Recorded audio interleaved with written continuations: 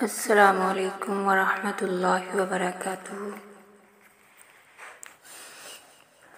اکثر لوگ سوال کرتے ہیں کہ آسمان سے فیصلے جلدی کیوں نہیں اترتے، ہم پر بند دروازے آخر کیوں نہیں کھلتے۔ لوگ مایوس ہو کر پوچھتے ہیں کہ اللہ صبر کا پھل کب دیتا ہے، وہ طویل انتظار کے بعد بھی آزمائش ختم کیوں نہیں کرتا۔ کیا اللہ ہم سے ناراض ہے؟ تو یاد رکھو کہ زندگی میں ناکام اور پیچھے رہ جانے والے لوگ وہ ہوتے ہیں جنہیں یہ معلوم ہی نہیں ہوتا کہ ہمت ہارنے کے وقت وہ کامیابی کے کتنا قریب پہنچ چکے ہوتے ہیں، کیونکہ جب کوئی آزمائش اپنی انتہا پر ہوتی ہے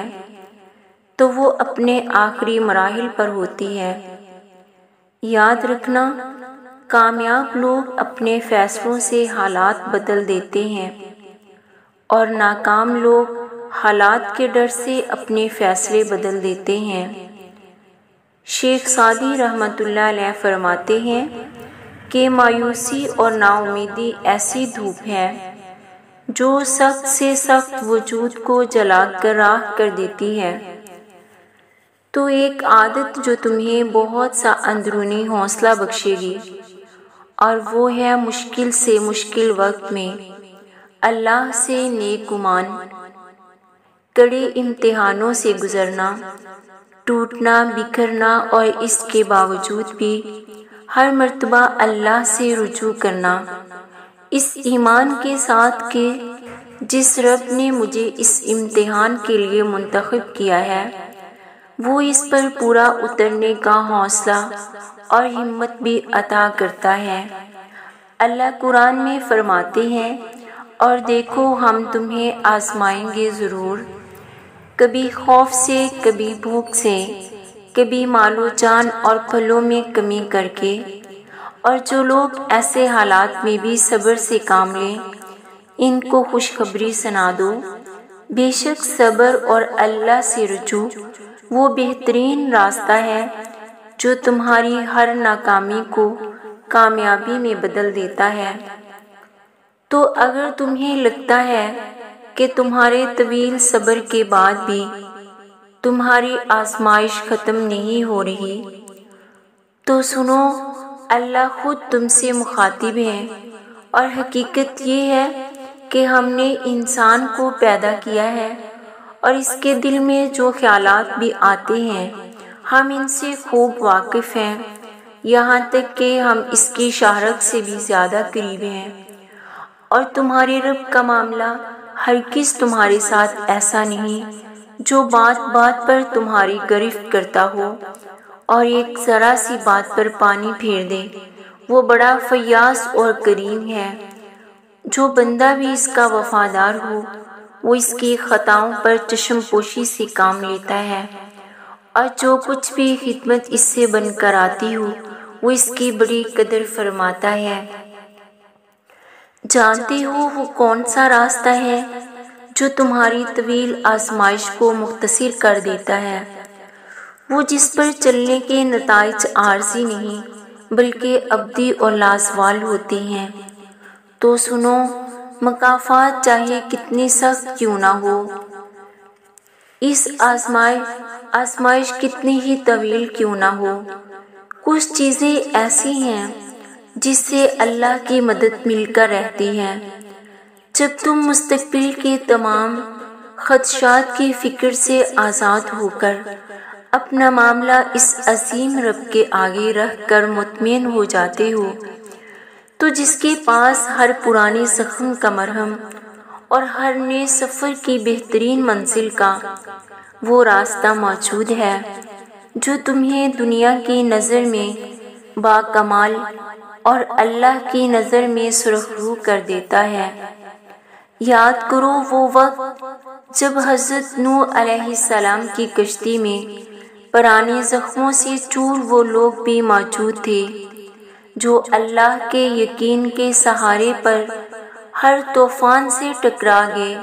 مگر ہار نہ مانی، اور ان کا بھروسہ اللہ ہی سے جڑا تھا۔ قرآن کہتا ہے نوح علیہ السلام نے کہا اس کشتی میں بیٹھ جاؤ،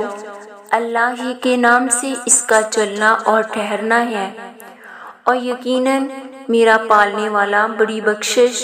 اور بڑے رحم فرمانے والا ہے۔ یاد رکھو مستقبل کے خوف اور ماضی کے غم خوش باش انسان کی ہنسی چھین سکتے ہیں۔ ٹوٹے دل اور ٹوٹے رشتے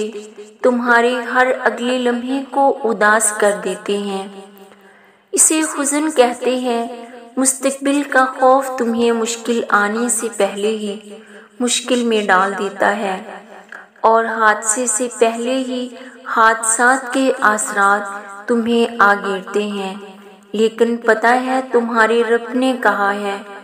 کہ جو کوئی تقوی اختیار کرے، یعنی خود کو بچانے کی کوشش کرے اور اپنے حال پر دھیان دے، تو یقیناً کامیابی پائے گا۔ اللہ قرآن میں خود فرماتے ہیں کہ جو کوئی تقوی اختیار کرے گا اور اصلاح کرے گا، ان کے لیے نہ کوئی خوف ہوگا اور نہ وہ کسی غم سے دوچار ہوں گے۔ تم خود کو اس مہربان رب کی بندگی میں دے دو جس کی سلطنت میں اس کے سوا کسی کا زور نہیں چلتا، اور وہی ہے جو اپنے غالب طاقت سے اپنی بندگی بجا لانے والوں کو ہر آزمائش میں سرخرو کر کے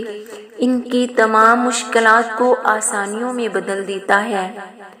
ایک حدیث میں آتا ہے نبی کریم صلی اللہ علیہ وسلم نے فرمایا اگر تم اللہ پر توکل کرو جیسا کہ اس پر توکل کرنے کا حق ہے، تو تمہیں اس طرح سے رزق ملے گا جیسا کہ پرندوں کو ملتا ہے کہ وہ صبح بھوکے نکلتے ہیں اور شام کو واپس آسودہ لوٹتے ہیں۔ جانتے ہو زندگی میں حزن و ملال کے بادل کب چھٹتے ہیں؟ تمہارے دل کی کیفیت باغ و بہار میں کب بدلتی ہے؟ تو سنو، جب تم بڑی سے بڑی مشکل میں صبر کے ساتھ اللہ کو مشکلات پر قادر سمجھ کر اسی سے مدد کی امید لگائے رکھتے ہو، نہ تو تمہارا دل پھسلتا ہو اور نہ ہی تمہاری نگاہ بھٹکتی ہو، بلکہ تم خود کو اس مقام بلند پہ رکھتے ہو جو تمہارے بہترین ساکھ پر پیدا ہونے کا لازمی تقاضا ہے، تو جان لو یہی وہ خوش قسمت لوگ ہیں جن کو وہ قدر و منزلت حاصل ہوتی ہے جو ان کی تمام مشکلات کے ہر راستے کو آسان اور سہل کر دیتی ہے۔ قرآن کہتا ہے اے میرے پروردگار، ہم تیری ہی عبادت کرتے ہیں اور تجھی سے مدد مانگتے ہیں،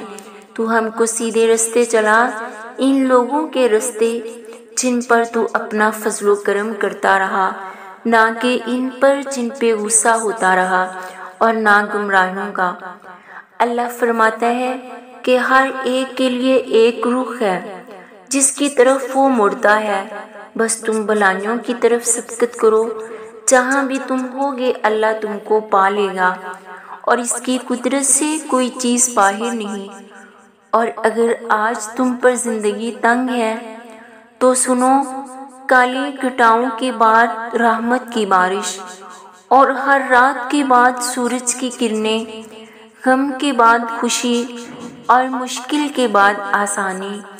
اور ہر آن بدلتے لمحات اس بات کے شاہد ہیں کہ وقت اور حالات بدل جایا کرتے ہیں۔ جانتے ہو خوش نصیب تو وہ ہے جسے اللہ خود چنتا ہے،